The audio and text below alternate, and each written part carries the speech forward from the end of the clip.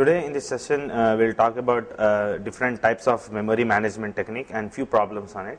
We'll not see paging today, we'll see it in the next session, and we'll see one of the topics which we have left in from the previous session, which is deadlock. Now before we proceed with this different memory management technique, let me summarize what we had covered in the previous session. We saw that memory is very important resource of the computer, and it has to be utilized efficiently and effectively. In order to do that, we have different types of partitioning techniques, with different types of techniques. Yesterday we have seen that very simple called simple paging or single partition technique. Single partition technique.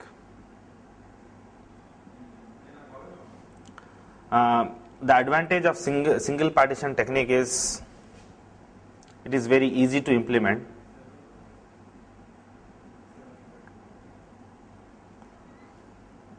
And it is cheap, it's not costly.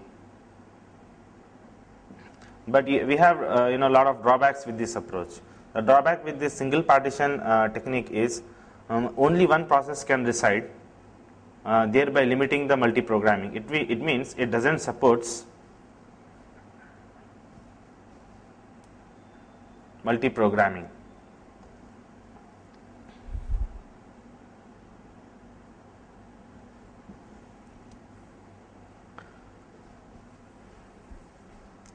Now, because of this, we have the concept comes how to make it is how to divide this memory into multiple partitions.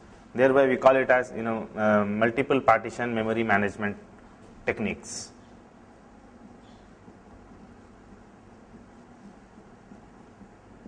Multiple partitioning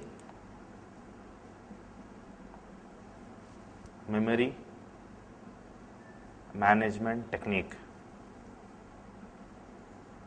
So in multiple partitioning memory management technique, we have different techniques for creating multiple partition.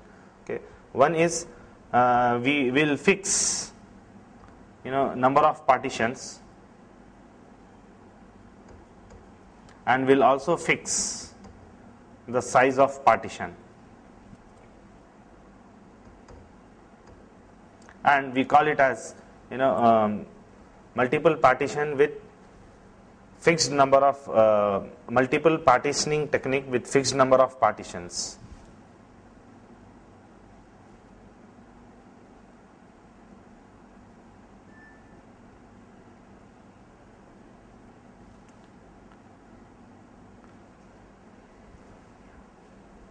With fixed size.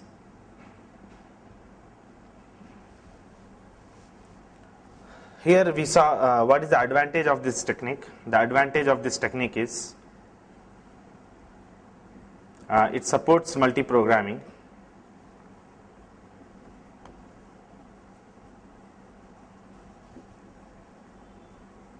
and because multiple processes are allowed in memory, CPU utilization is effective and efficient. CPU plus IO devices are utilized efficiently and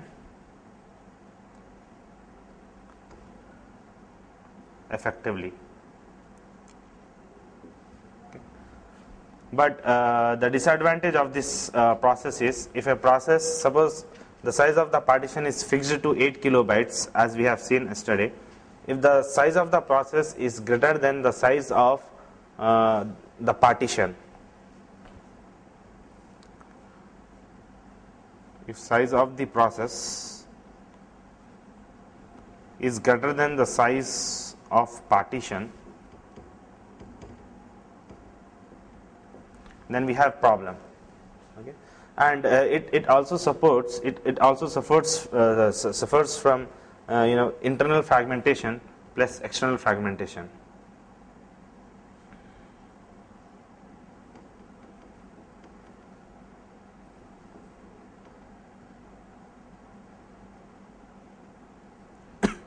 Of course, this fixed number of this also supports So we are talking about the disadvantage of this.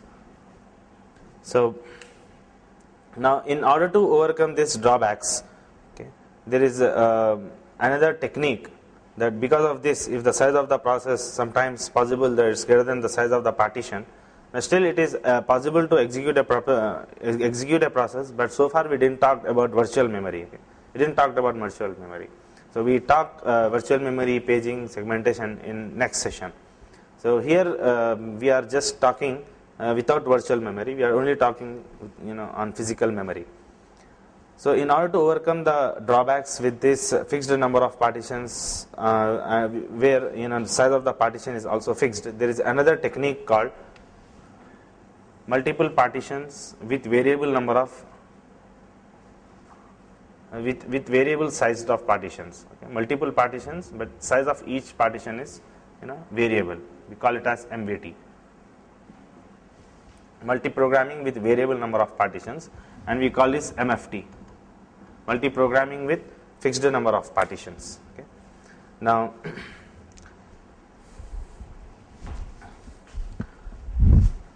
let us see what is this multi-programming with fixed number, variable number of partitions.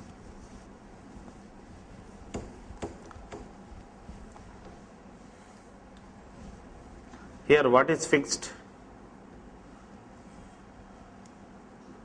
Number of partitions here also fixed, and size is also fixed, but size of each partition is not same, or size of each partition with every partition is not same. But whereas in MFT, size of each partition is same as size of every partition. Example is, as I have told you, that if I have 64 kilobytes of memory, then equal number of partitions, and 8 number of partitions with equal sizes have been done. But whereas in multi-programming with variable number of partitions, here we have 64 kilobytes of memory, but suppose 8 kilobytes is for operating system. Now it is possible that you can have 8, or you can have 16, you can have 24, you can have 6, you can have 10, for example. You can have any of these combinations. But here the number of partitions with this size of the partitions, how many partitions we got? 1, 2, 3, 4, 5, 6, for example, and here we have got 8. Okay. So here the number of partitions are also fixed and size is also fixed, but the size of each partition is different from other partition. Now the advantage of this approach is it is able to allow a process whose size is greater than 8 kilobytes. Here it is not possible to execute that process. But the drawback of this approach is, here we are reducing the degree of multi-programming. Here the degree of multi-programming was 8, because there are total number of 8 partitions, and here the degree of multi-programming is only 6. Here we are here the degree of multi-programming has been reduced. We will see a few examples on this, and understand how this what are the different algorithms in MVT works. Here we don't need any algorithm here. Another difference is we don't need. The difference between this MFT and MVT is, here the size of each partition is same to every partition, but here it is not same. First, okay, and second is the size. Here it is possible that if the size of every partition, okay, if it is same, then the degree of multi-programming will be more. But here chances are there that the degree of multi-programming is less. Okay, but it is not of course every time possible. Sometimes it is possible in MVT that the degree of multi-programming will be more, and in MFT is small. Okay, it depends upon the size of partitions. And here we don't need any algorithm. Why we don't need any algorithm? Because size of every partition is same. Which partition you want to make, you want to load any process. If you want to load any process into any partition, okay, then you are allowed, because every partition having same size. But here it matters, because there are chances that suppose there is one process whose size is 24 kilobytes, and only 24 kilobytes of partition is available here. But suppose if there is another process who takes only 2 kilobytes, what happens if I have taken this process which is of 2 kilobytes and made it to load into this 24 kilobits partition, even though it is allowed, it is able to execute, because internal fragmentation as a result of this loading will be 24 minus 2, which is equivalent to 22, but the new process cannot execute it. But suppose if I would have taken a smart decision here, if 2 kilobytes will be loaded, where in this partition, for example, which is of 6 kilobytes, okay, then this 24 can be loaded into this memory. So here we have to write algorithms. We need to have different algorithms for taking decision as to which process to load into which part of memory. So there are different types of algorithms which comes here. Okay, one is called first fit algorithm, and another is called next fit algorithm, and worst fit and best fit. First fit algorithm, the basic principle or the strategy in which the partition will be allocated for a process is this. It will look from the beginning of these partitions in such a way that if the size of the process is lesser than the size of the partition, if this condition is met, okay, then that partition will be reserved for that process. Okay. So it starts from the beginning, and it will look for all those partitions which are sufficient enough or big enough to accommodate that process. Okay. But what do you mean by next fit? In next fit, suppose the last allocated block is here. In worst fit, will start looking from the beginning, but next fit will start searching from all the partitions from the point where it has allocated last. Okay. So it also works as first fit, but the difference is their starting point. The starting point for next fit is from the point where last block has been allocated, but for first fit, it starts from the beginning of the partition. Okay.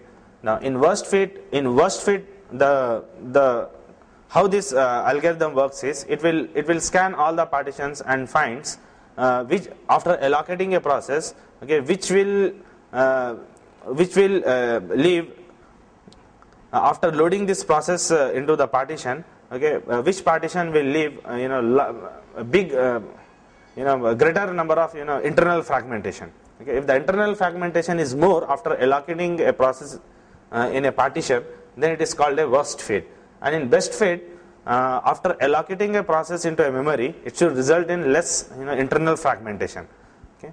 Now this is what the fundamental strategy on which this algorithm works. We'll take an example and see with respect to this algorithm how this memory will be allocated, and find the internal fragmentation and external fragmentation and total fragmentation in case of MVT, not in MFT. MFT we did it yesterday.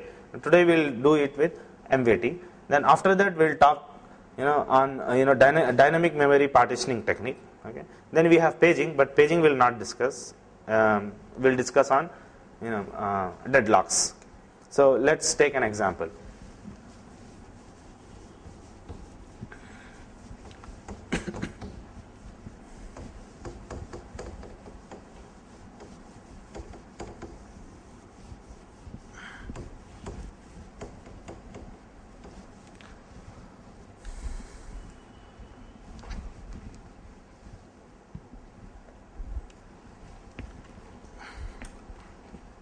Assume that we are using